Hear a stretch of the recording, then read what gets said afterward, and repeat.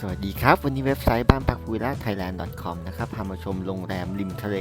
หาดแม่พิมพ์จังหวัดระยองแบบรับเหมากรุ๊ปนะครับตั้งแต่60ท่านถึง150ท่านมีทั้งหมด65ห้องนอนนะครับมีห้องประชุมมีลานกิจกรรม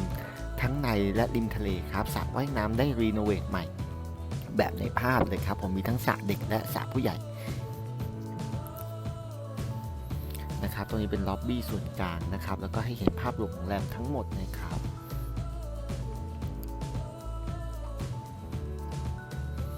เป็นตึก3ชั้นนะครับบรรยากาศหน้าริมหาดอย่างนี้ครับมีพื้นที่กว้างด้านซ้ายยังมีนะครับเดี๋ยวในคลิปเราตามไปดูกันตรงนี้จะเป็นล็อบบี้ของโรงแรมนะครับมีโต๊ะพูลนะครับมีพนักงานรอต้อนรับ24ชั่วโมงนี้เป็นทางเข้าตึกนะครับผมตึกข้างในรีโนเวทใหม่ทั้งหมดมีทั้งหมด3ชั้นนะครับผมตอนนี้เป็นภาพบรรยากาศกิจกรรมริมทะเลที่มีลูกค้าเคยมาจัดนะครับอันนี้เป็นบรรยากาศริมสนามหญ้าริมทะเลมีเวทีสามารถมาตั้งได้นะครับเวทีเล็กเวทีใหญ่ตามในภาพได้ครับนะครับจัดกิจกรรมแบ่งแถวเป็นสีกีฬาสีก็จัดได้ครับจัดได้ทั้งกลางวันกลางคืนเครื่องเสียงลงมาได้แล้วแต่ขนาด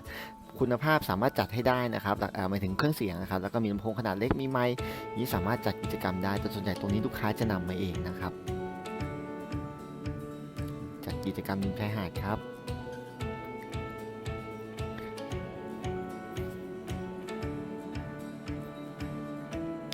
ส่วนตัวนี้จะเป็นในส่วนของห้องประชุมในอินดอร์นะครับผมตัวนี้จะเป็นหน้าทางลงร้านอาหารห้องอาหารเช้าและตัวนี้จะเป็นห้องอินดอร์ของจะประชุมนะครับห้องประชุมจะได้ 6-70 ที่มีเวทีบริการมีโปรเจคเตอร์บริการมีลำโพงไมค์เครื่องเสียงโสดมีบริการครับมีเครื่องปรับอากาศได้ครับแล้วเดี๋ยวเราไปดูคลิปวิดีโอพาชมบ้านในทุกๆส่วนของที่นี่กันเลยนะครับสวัสดีครับวันนี้เว็บไซต์บ้านพักพูวิลล่า thailand.com นะครับวันนี้พามาชมโรงแรมนะครับเก่าที่มารีโนเวทใหม่นะครับในราคาที่ทำเลโรงแรม5ดาวเลยครับจังหวัดระยองอยู่ที่หาดแม่พิมพ์นะครับในราคาที่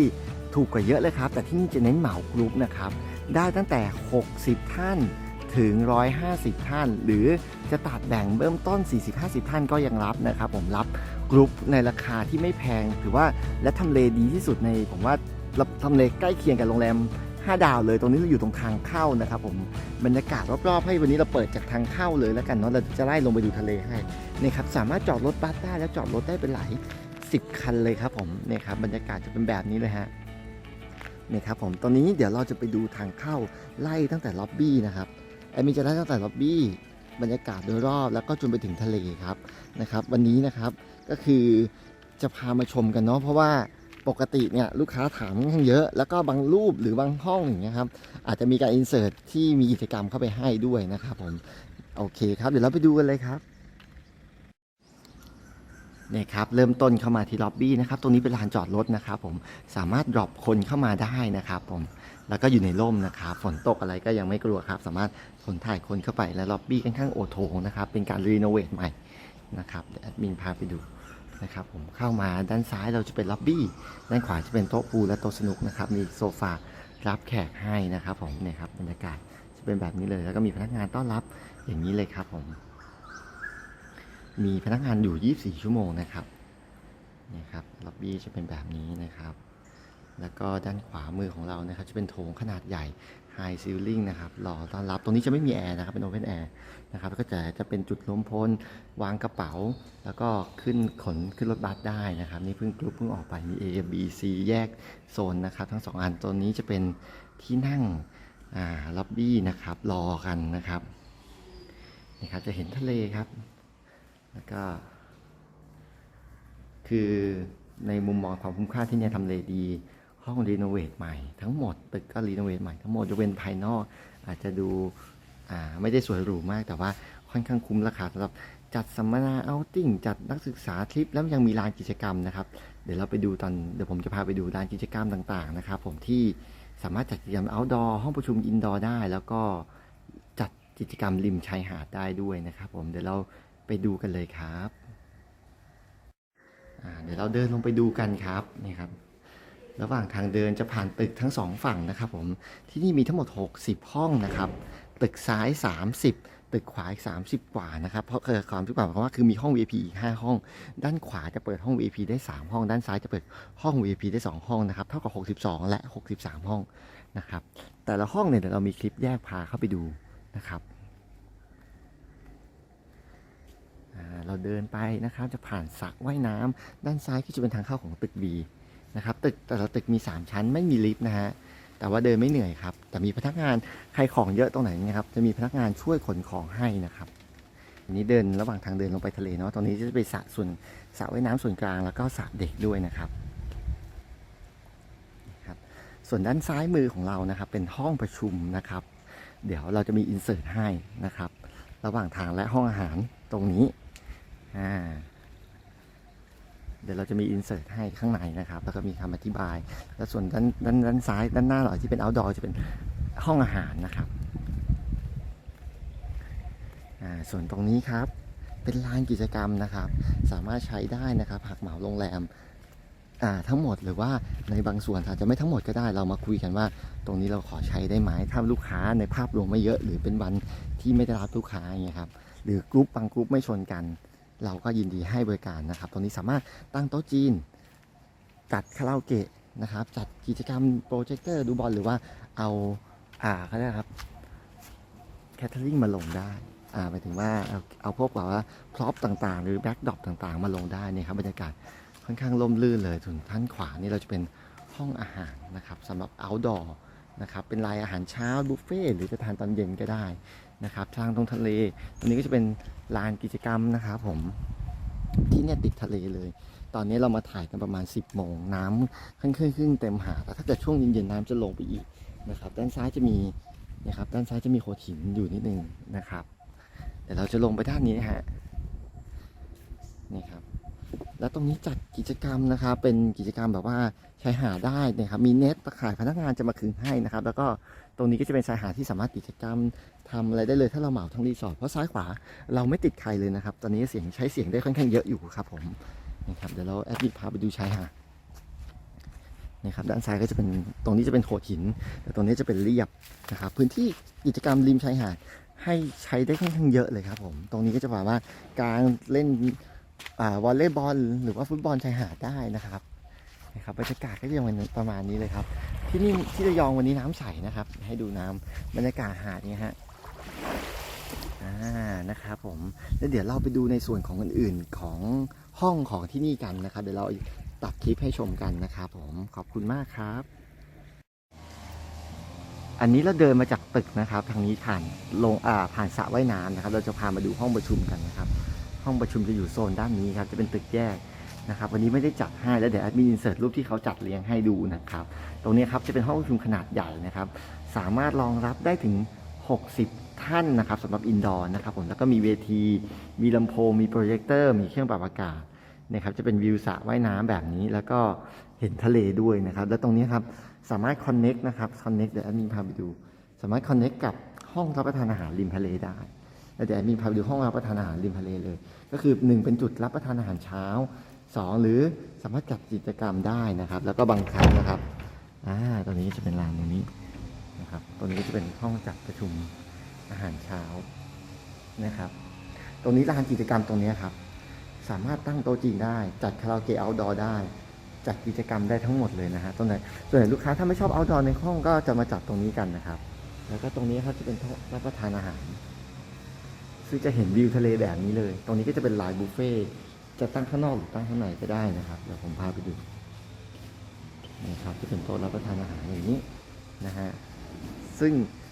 สามารถนั่งชมวิวทะเลได้ทั้งวันเลยครับผมนี่ครับเดี๋ยวนี้ครับไปดู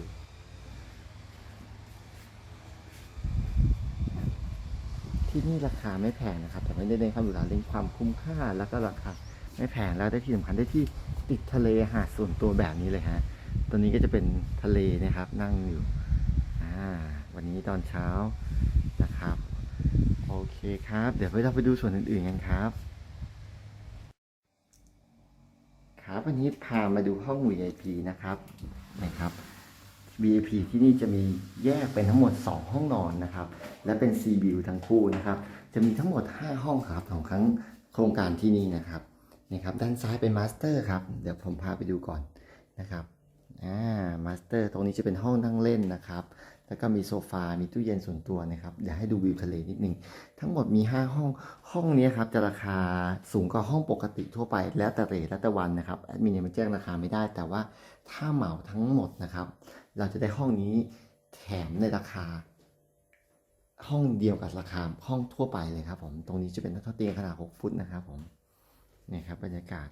ก็คือเป็นห้องที่รีโนเวทใหม่ทั้งหมดที่นี่รีโนเวทใหม่ทุกห้องทั้งโรงแรมเลยนะครับมีทีวีมีน้ำดื่มนะครับแล้วมีไดร์เป่าผมมีแก้วน้ำให้บริการตรงนี้ก็จะเป็นอ่างอาบน้ำนะครับผมที่สามารถมองออกมาได้แต่ก็มีม่านเช่นกันครับนี่ครับจะพาไปดูห้องน้ำของห้องแรกที่นี่จะมีข้างในนี้มี2ห้องน้ำเลยนะครับโอเคครับเดี๋ยวไปดูอีกห้องหนึ่งครับห้องหนึ่งที่ฝั่งตรงข้ามกันนะครับสำหรับรองลงมานะฮะนี่ครับโอเคห้องนี้ก็ซีวิวเช่นกันครับเตียงขนาด6 ฟุต1ที่นั่งเล่น1ทีวีนะครับแล้วก็มองเห็นวิวทะเล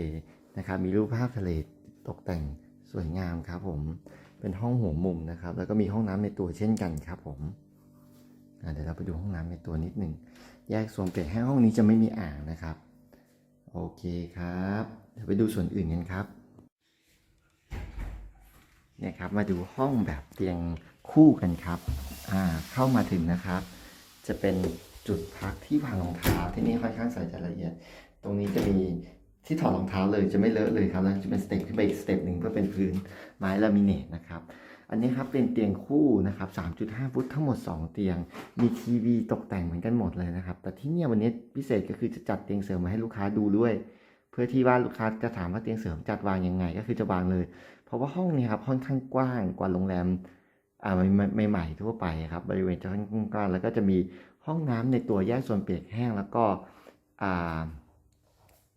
มีเครื่องทำน้ำอุ่นและเรนชาวเวอร์ให้นะครับตามภาพเลยนะครับเดี๋ยวพาไปดูอันนี้ก็จะมีเตียงตู้เสื้อผ้านะครับผมตู้เสื้อผ้าอยู่ด้านนี้นะครับตรงนี้จะมีน้ำดื่มบริการตู้เย็นนะครับทีวีนะครับผมแล้วก็ไดร์เป่าผมแล้วก็โต๊ะเครื่องแป้งให้บริการหรือโต๊ะทำงานให้ครับแล้วตรงนี้ครับจะมีอันนี้ห้องเราจะพามาดูเป็นตัวอย่างห้องชั้นหนึ่งก็คือจะมีเก้าอี้นั่งเล่นอยู่ด้านนอกด้วยนะครับผมสามารถเชื่อมได้แล้วก็จะมีโซฟา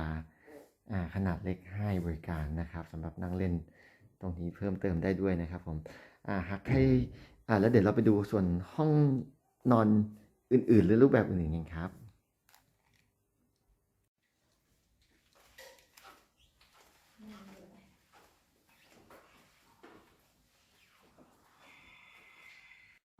เดี๋ยวเราไปดูห้องเตียงคู่กันครับ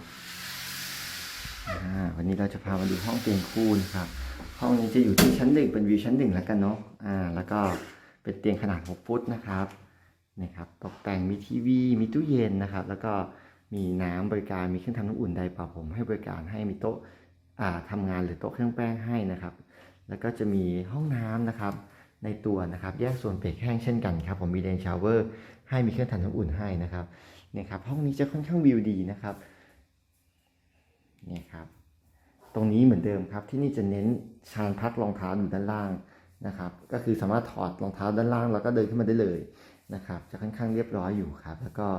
ตรงนี้จะเป็นห้องที่เห็นวิวทะเลแบบนี้เลยฮะนี่ครับมินให้ดูก็คือ